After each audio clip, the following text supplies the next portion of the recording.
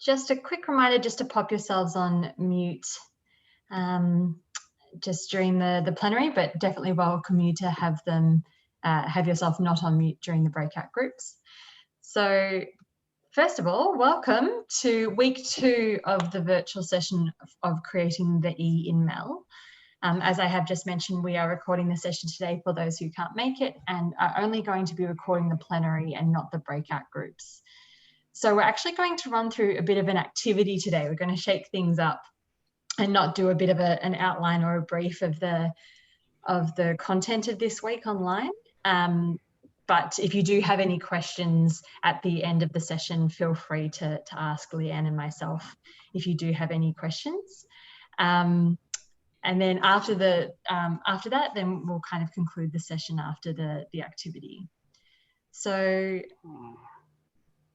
just a reminder just to pop yourselves on mute if you're not speaking there. I think Sandita and Ali, you might be on. Yeah, that would be great. Thank you. All right, just because we do need to be able to hear today, that's also make sure that we don't have any distractions. So what we're going to do today, I'm going to play a piece of music. So something a bit different. I'll play one song for 2 minutes, and then we're going to go into breakout groups, and I'm going to get you to evaluate the piece of music. And purposefully, I'm not going to be giving you any criteria or rationale or approaches on how to evaluate the music. I would like your group to come up with an explanation of why you have evaluated the music as you have done.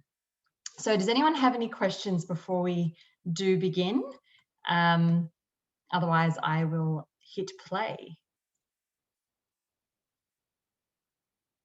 No, silence is good.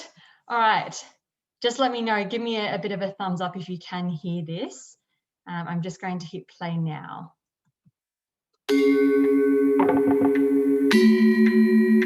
Everyone can hear okay?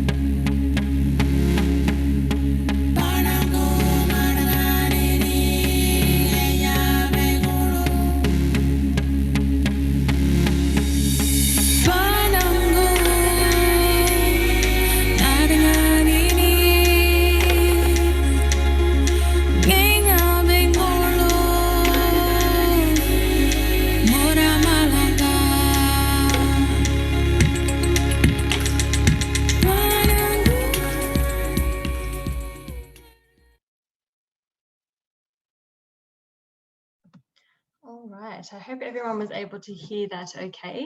So I've just played 2 minutes of a song, and what I'm going to do now, as we are all familiar with, I'm just going to drop into the chat the link to the Google Slides. I've broken you up into 4 groups, so there's about 2 or 3 people to each group. So you can have a bit of a conversation. We'll have about 5-10 minutes for this exercise. So breakout group 1, if you can go to the group 1 slide, and so on and so forth.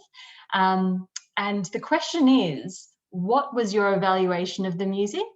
And then the second question is why? So if you can have a conversation about that with your partner, and if you finish early, you feel free to come back into the plenary session and we'll start having a conversation about it. Does anyone have any questions before I open the breakout groups?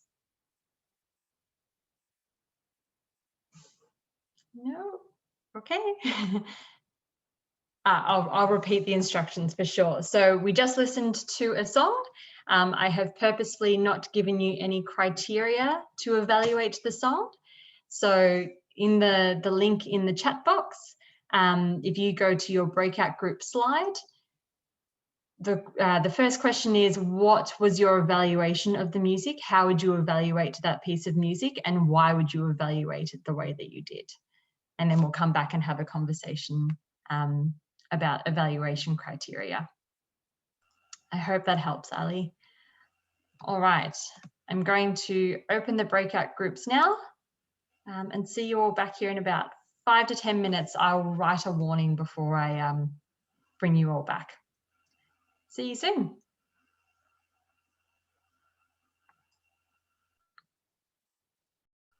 Hi, everyone.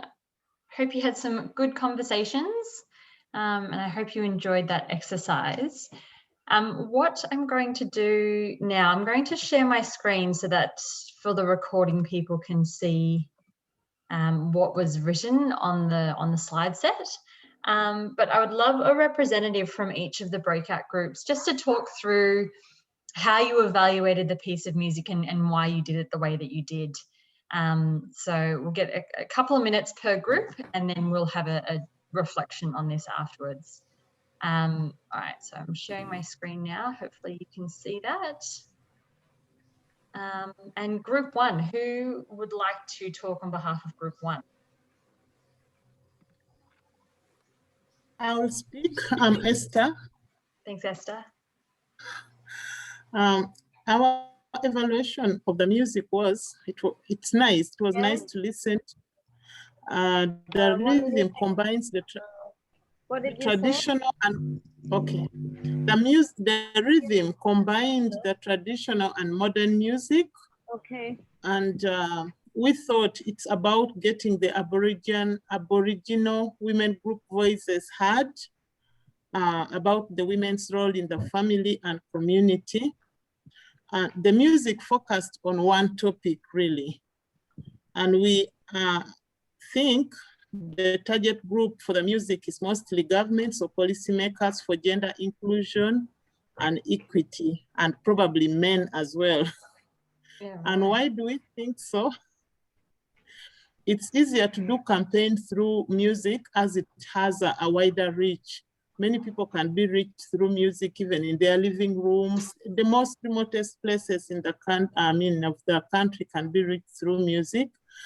And we also think that women are often neglected or discriminated in many policies, and not, the other word I can't see properly, are not given room to air out their voices or grievances, especially in male-dominated forums. That was our thinking. Thank you so much. Thanks, Esther. Really interesting. So you focused a lot on the text and what the singer was saying in the words there. So very, very well detailed there. Thank you so much for sharing. Group two, who would like to talk what you discussed in group two here? I think I'll give it a go. Thank you.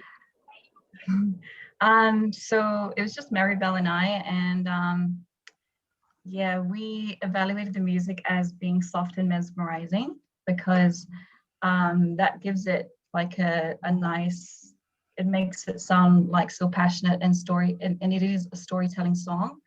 The melody was soft and slow in the beginning, and then it became more upbeat. And that is to give emphasis on what the song was about.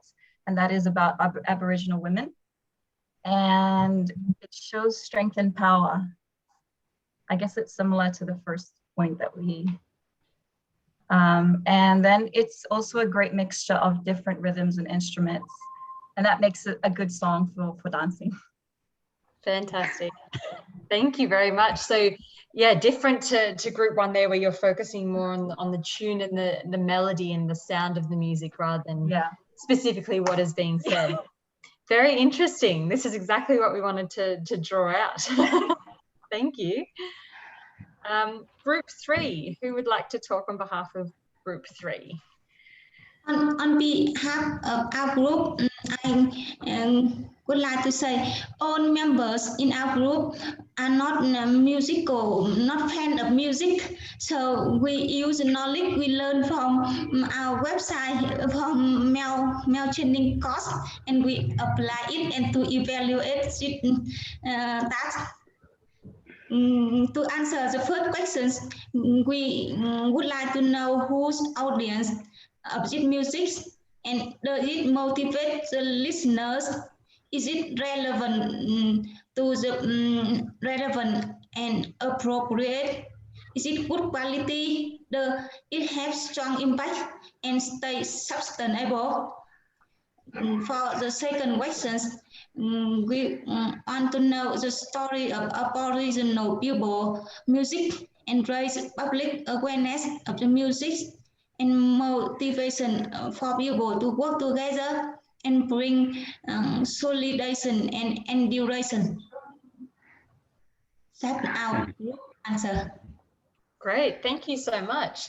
So different again from 1 and 2. So you've applied a set of criteria or a set of questions on how to evaluate the music. So great, this is awesome, fantastic, well done. Group 4, who would like to talk on behalf of group 4? Yeah, so for group 4, that's me, Fida, and also Zelda. Our main evaluation of the song was that it was a good world music. And then from there, we look at some of the elements of the song. And then there was an emphasis on the meaning of the song. And then secondly, firstly, the rhythm. And then second, the message of the song. And then third, we look at some of the technical elements of the song, where there was a mention about the language used, and then the music, which started with the combination of traditional, and then towards the end it became fast using rap music. So yeah, there was that kind of element. And then to the second question, why? In this point of our discussion, this was where the variation on why we evaluated it that way came out, and mainly because we have our own different way of looking at that song. Like for me, for example, I value more on the meaning of the song, while Fida, for her, what's more important is the rhythm. It's catchy, and so she liked it that way. So yeah, that was our discussion. Fantastic, thank you so much. So a bit of a combination between all groups, I think. So you focused on, in terms of which different audiences and in what context, but then also the words of the song and what they represent and what they mean, as well as the rhythm and the tune of the song as well. So fantastic.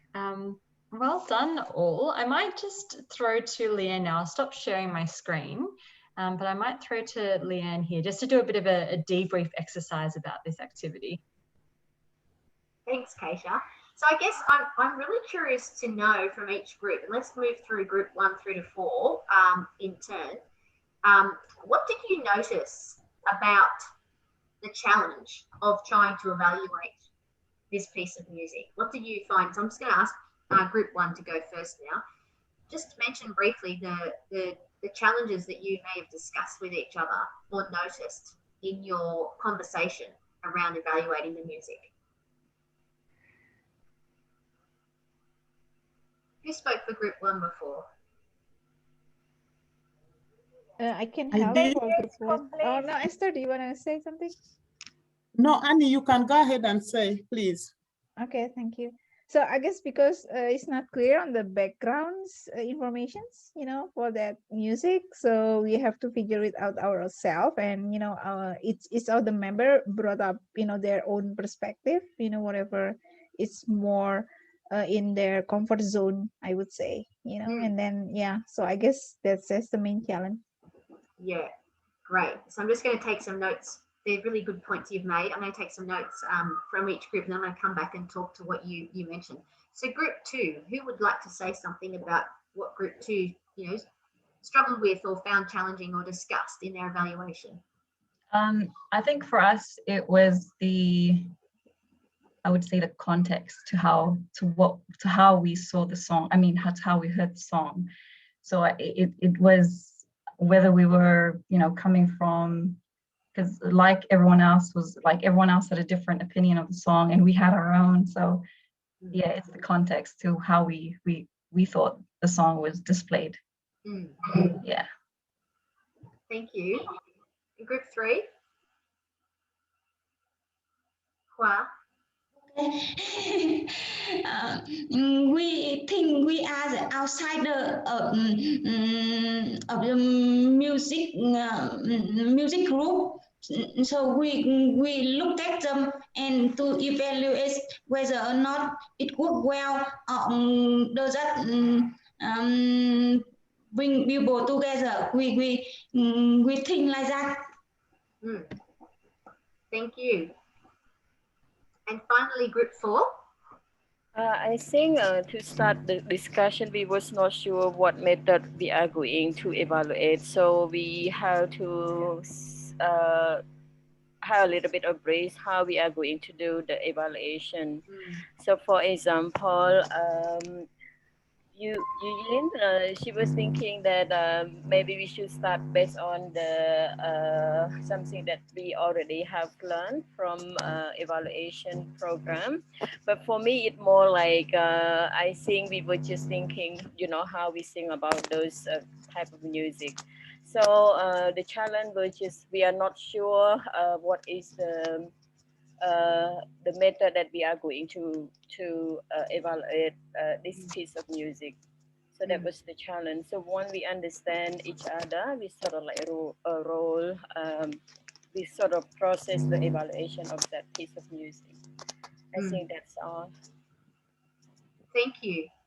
So as you can see, trying to evaluate something without clarity on who the audience is and what do they want to know about the thing that's being evaluated, and therefore to the purpose and the audience, and that leads to being clear about the criteria for how we're going to evaluate, and therefore the key questions that we're going to use to guide the evaluation, makes it very, very difficult. It means that the scope can be anything, right? It's basically whoever's got the job of doing the evaluation can decide, we think this, and therefore that's the opinion of the evaluator, and therefore that is the judgment of this thing, this song, whether it's good or not, whether it's valuable or not. And so I mean, it's more than just the criteria. The criteria is a super important part, but the criteria do very much come from the audience and what they want to know. And within that, you have these broad criteria, like some people might approach it from what was the impact of this song? Impact on who? What was the intended impact of the song? And did it achieve that impact? Or what was its just broader impact? Was it relevant? Relevant to whom?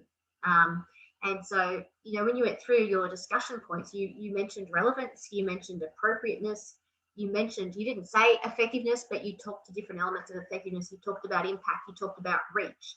So these are all the different criteria through which we can do an evaluation. But there's many criteria that we can use. So this is about the importance of scope and just being very clear, because if you're not clear on those things, why are you doing the evaluation, who it's for, and how are we going to make judgments, and pinning it back to those criteria is super important. Or you spend a lot of effort looking at many different aspects of the thing that you're evaluating without being very targeted. But the other thing that I think you would have noticed that came up is that you talked about things that different people value, different perspectives. Someone said, I valued more the meaning behind the song. And so some of you actually use that language. And so you're right, in evaluation, evaluation is about, it actually has the word value in it, evaluation. It is about making some form of value judgment. So the question is, who gets to make, whose values get to have priority in an evaluation? So it could be that the funder decides. It's what the funder values. Maybe the funder values above everything else the efficiency of a program, and they're just interested in efficiency, and they don't care so much about effectiveness. They're just very focused on efficiency. Other times, the importance might be around effectiveness, and whether the program was particularly efficient or not may not be so important because it's less valued in that particular context. So getting clear on those criteria is really, really important, but not just those big criteria of effectiveness, efficiency, and so forth, but the criteria within that. So, you know, how do we define effectiveness in this instance? What does efficient look like in this instance? What does impactful look like in this instance? So this example we've just used is meant to demonstrate how very important it is to be very clear on who the audience is, what do they want to know, what criteria are we going to use to evaluate the program, and whose values are prioritized in making those judgments. Otherwise, 4 different evaluation teams making 4 different judgments of the value or the worth of this program or this song in this instance. And so you think about it, you have science background, so you understand the importance of if a program is evaluated, we should be able to see a similar sort of outcome from the evaluation. The results of the evaluation shouldn't depend on what the evaluation team at the time thinks. It should be around some agreed criteria, agreed values, an agreed purpose, an agreed audience, and so forth. So I hope that exercise demonstrates that point for you. Does that make sense? Has anyone got any questions or comments or thoughts about the exercise we've just undertaken and the conversation we've just had about criteria?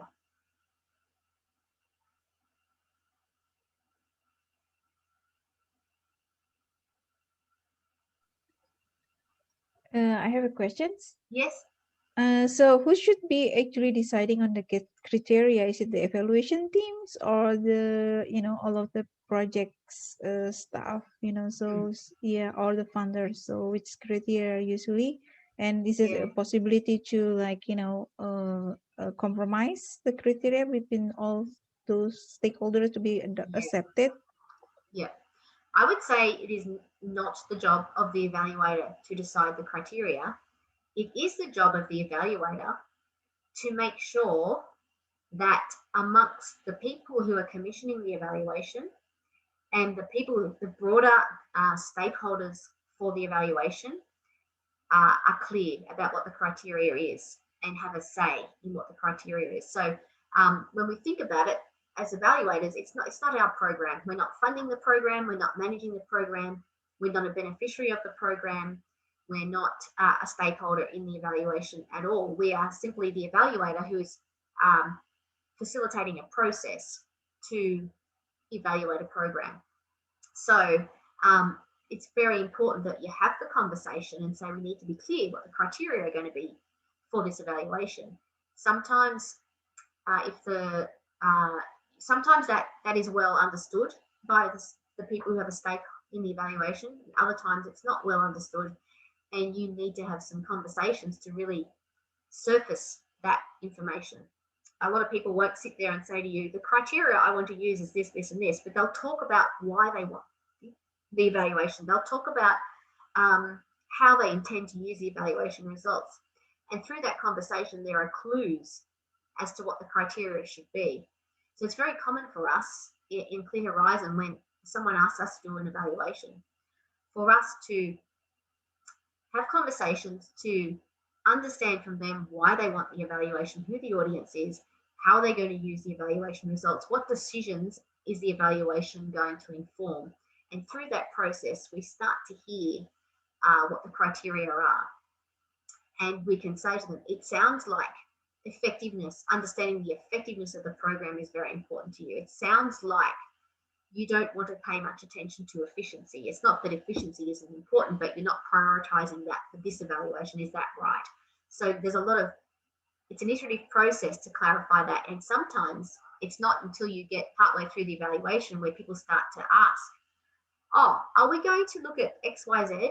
Are we considering this? And they start to surface other expectations or criteria that are important for the evaluation. So having that conversation up front is really, really important.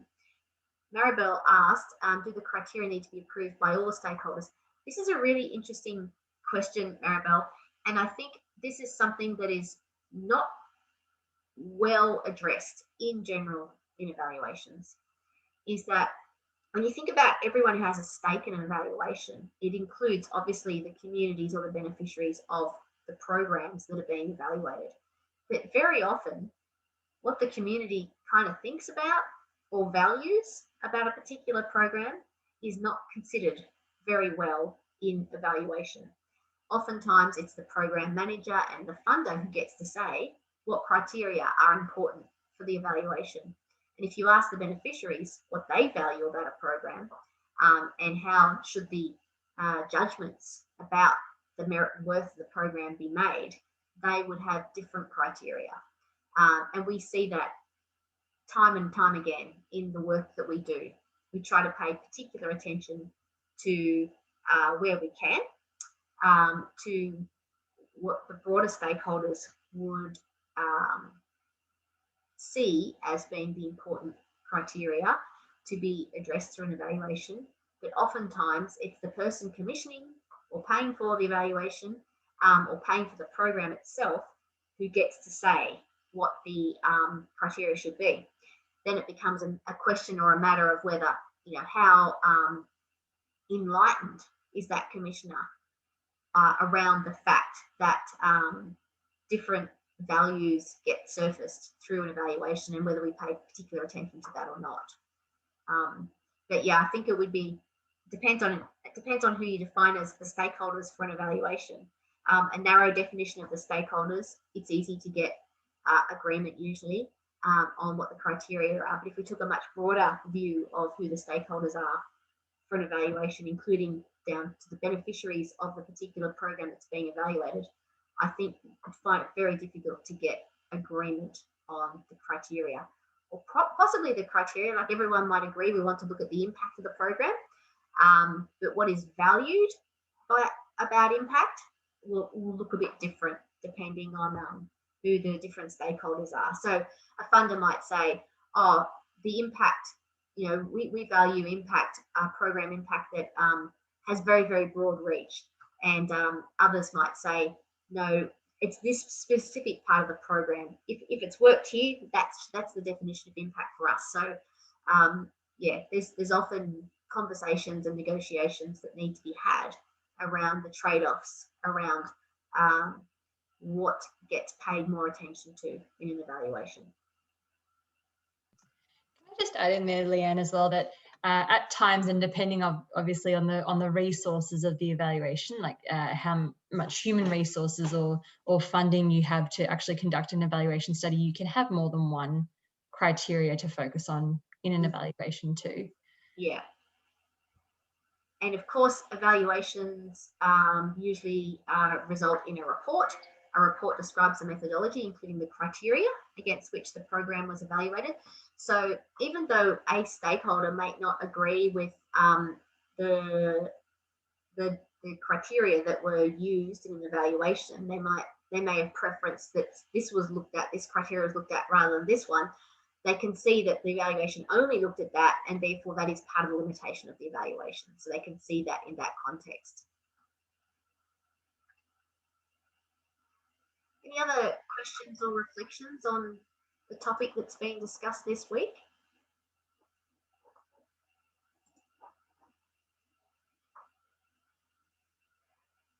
I'm wondering, Keisha, if we've got a little bit of time, we might use this time to talk to people about their outstanding questions they had around the assignments and so forth. Yeah, that sounds great. Yeah, so if anyone's got any questions about any of the feedback that they may have received from the projects from Leanne or myself, if you wanted to ask any specific questions based on our feedback, or there was something that you were a little bit confused by in our feedback, or something you want more clarification on, yeah, we can use this last 15 minutes for that opportunity.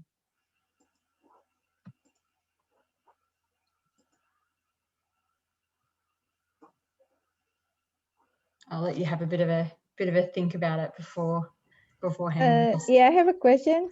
Okay. So, yeah, we have reviewed the comments, but we haven't really, prepared for the sessions for today. So maybe if we could ask that for, the next week, that would be better. But yeah, we have a question in the group whether we are using the same case study or the same project for the next, the next assignment. Yeah, that's right. So you will. So this case study will follow you through the whole course, not just the M in MEL. So you'll be able to use it and pick it up and adapt, based on the feedback. So that way, by the end of the course, you will have a full measurement, evaluation, and learning framework for the one project. Okay, thank you. No worries. But if you don't mind, I have a question from last week's sessions about the baseline. We discussed about the baseline, but it's not clear to me who should be actually preparing the baseline. I mean, yeah, especially if the project, they haven't really had any baseline developed from the beginning, so yeah. So would be that the task of the evaluator team to develop one? This is the problem with not planning in advance, right? So if there's a clear evaluation plan at the beginning, or a MEL plan at the beginning of your project, and in that process it was identified that a baseline would be useful, then it should form part of the MEL work plan. The implementation of the MEL plan would include doing the baseline study. So I think what you're saying is, when we get to the evaluation, if a baseline hasn't been done and we decide that it was, in retrospect, important, would we ask the program team to retrospectively do a baseline, or would the evaluation team? Is that what you're asking? Yeah. I don't know if there is a should. I think it's a matter of negotiation for the resourcing of it and who's got the skills and capacity to do that. And yeah, I imagine there would be a negotiation around just the importance of it, and whether, I mean, it's very common to do an evaluation of a program and find that there was no baseline conducted. But that doesn't always mean that a baseline is actually that important. I think I talked last week or the week before about retrospectively constructing a baseline. So for example, if you're coming in to evaluate a program at the end, or maybe partway through it, and you want to see how much of something has changed, you can sometimes do that without even understanding really what the situation was before. And a common example of that is, and we see that in our work as well, say you're running some training and you want to understand what people's levels of understanding of something is at the beginning, and what their levels of understanding of something is after the training and capacity building work that's been done in a typical capacity building program. You could assess capacity at the beginning of the program, and then you could assess again like at the end or partway through, and understand the extent to which capacity is being built through the capacity building program. But you don't necessarily need to do it like that either. You can directly ask people partway through the program or at the end of the program how much their capacity has changed as a result of being a participant in the program. And they can tell you very well what they knew before and what they know now. And in fact, we've had some very funny instances where a baseline has backfired. So what we used to do to warm people up in training sessions on program logic is we would get people to line themselves up in the room from the extent to which they understood program logic already, how much exposure had they had to program logic, and we'd say, right, down here, this end, zero understanding, have never heard the word program logic except that you saw it in the training brochure and you decided to come to the course, but you really have zero understanding of program logic. And up this end of the room are the people who use program logic quite a lot. They're very familiar with it, but they're for some reason coming to the training because they want to get a refresher or something like that. So this spectrum of, say, 0 to sort of, up close to 10. And people would put themselves, they would plot themselves along that line. And then the interesting thing we find is, and there'd be a nice spread, and sometimes there'd be quite a few people who are sort of in the middle. And then we'd run it again at the end of the 2-day training and ask people, how familiar do they feel with program logic now? And how well do they think they understand the concept? And sometimes they would place themselves lower than they did before because they came to the training thinking they knew a fair bit about program logic, and through the process realized they knew quite a lot less than they realized. So they rated their capacity or their understanding of something lower because they became more aware of the full extent of what it is and how to use it. So in some ways you could say that pre and post rating didn't serve a very useful baseline purpose, because of course they learned a lot through the training. They learned so much they actually re-rated themselves in terms of their knowledge and understanding. But if you ask them at the end, to what extent did they have a better understanding of program logic, they would have said, I have much better understanding of program logic as a result of this course. But if you took the baseline measurement before and after, you could tell quite a different story. So it's just a funny example of where a baseline isn't particularly useful sometimes. And you can retrospectively understand change and the extent of change without using a pre and post assessment. Thank you. Thank you, Annie. Keisha, did you want to tell people that we're going to tack this extra time on? We're thinking of that as a process to address questions like Annie said. She would like some more time to reflect on the feedback. She didn't realise that we were going to make time for that today. Neither did we, Annie. We weren't sure how much time we would spend talking about the song and so forth, the evaluation of it. So understand you aren't feeling very prepared for that. But just so you know in advance, we do want to make some extra time on each session. Not everyone has to stay online. They can get offline if they've had enough.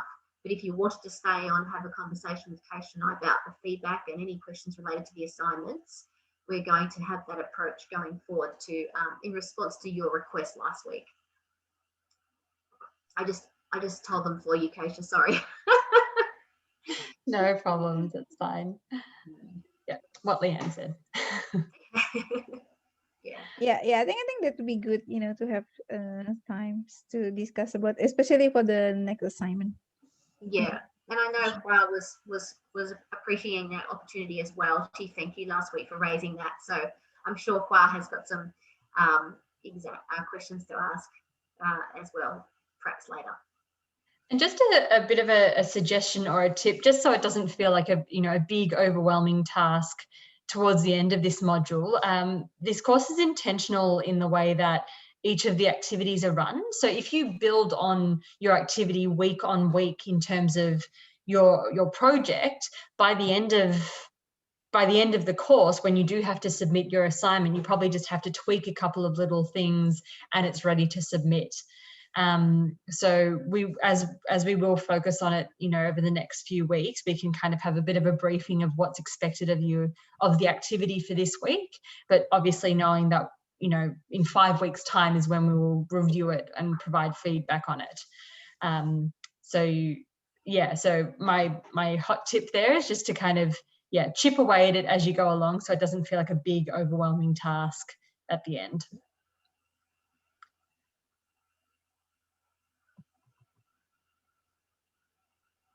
Are there any other questions? We've got 5 minutes left. I'm happy if people want to finish early, but Also, if you want to squeeze out the time that you have of Leanne and myself, anything, you know, on the Ian MEL so far, so on scoping or criteria or on different forms of evaluation, different evaluation approaches, or maybe if you haven't looked at the material just yet either for this week. But any questions on anything that we might have touched today as well?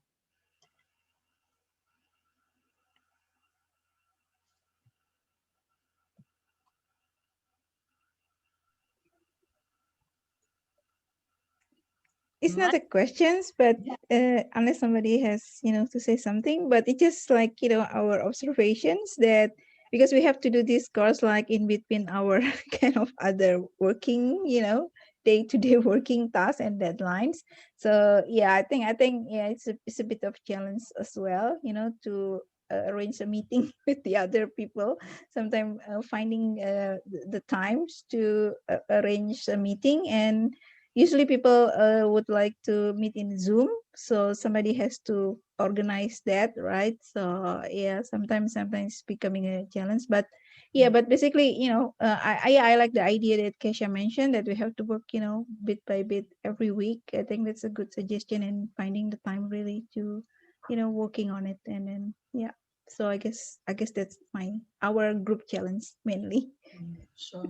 Maybe a suggestion there is if you're able to upload the document that you need to work on, you know, very similar to what we're doing with the Google Slides here. You can upload the document into Google and everyone can work on it together and collaborate together when they need to, or when they've got a spare moment, you know, catering towards people's different time zones or what they might have. If you can't meet up, but at least you're all able to still work on the same document together. That might be a good way to go about that if that works for you. It might not be the specific, you know, document that we provide you. It might be just something similar that you can copy and paste later on, but definitely have a working document on the side maybe. Yeah, thank you. No problem.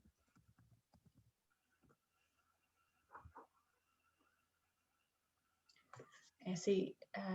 Thank you, Leanne, for answering Ali's question. So I'll just read it out for the sake of the recording. So Ali asked, does the duration of the project determine which evaluation form to use? So result, process, and design. I think a one-year project may more on the process evaluation than results as such. And Leanne has just said, yes, that's right. Is there anything that you wanted to add, Leanne, based on the... Yeah, I think you meant not a one-year project as such, but a project that's only 1 year in. Definitely process. But if you've got a one-year project, I guess an evaluation at the end would expect to talk about the results that were expected within that 1 year context. That's right.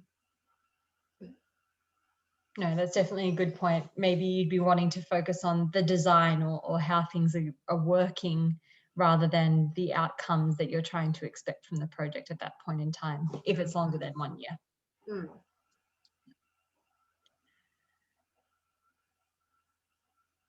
Fantastic. All right. If there are no more questions or concerns, we might call it there for the day. Make sure that you come with your questions next week from the MEL assignment or any difficulties that you might be having with the activities so far, so we can work through them together. But otherwise, we are looking at developing key evaluation questions next week. So another activity into breakout groups there on how to, a specific way to develop those questions based on the criteria. So see you on the discussion boards. If you've got any extra questions, please pop them there. And we will see you next week. Thanks, everyone. Thanks, guys. Bye-bye. Have a good week. Bye. Thank you. Thank you.